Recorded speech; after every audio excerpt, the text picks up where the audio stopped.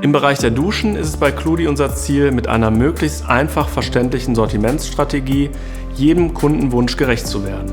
Das bedeutet, dass wir neben den Handbrausen im letzten Jahr mit dem Cockpit Discovery angefangen haben, eine neue Duschsystemfamilie zu etablieren. Diese werden wir in diesem Jahr durch das Cockpit Explorer erweitern. Unser Cludi Cockpit Explorer ist das optimale Duschsystem für die Erfüllung jeglicher individueller Ansprüche.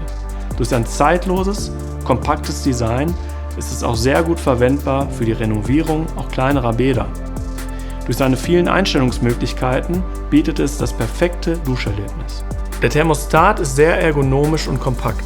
Durch die beiden Drehregler, die dem Anwender zugewandt sind, bieten sie eine sehr intuitive und einfache Bedienung. Durch die Touch-Proof-Technologie wird das Thermostat nicht heiß und schützt dementsprechend vor Verbrühungen. Die Handbrause ist höhenverstellbar und dementsprechend auch für Kinder geeignet oder für Personen, die sich beim Duschen nicht die Haare waschen möchten. Die Kopfbrause ist zudem höhenverstellbar und schwenkbar.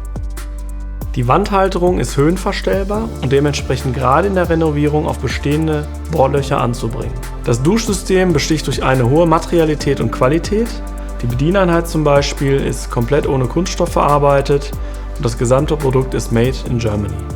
Der Cludi Cockpit Explorer ist das perfekte Duschsystem für Jung und Alt, sowie für kleine und auch große Bäder im Neubau und auch in der Renovierung.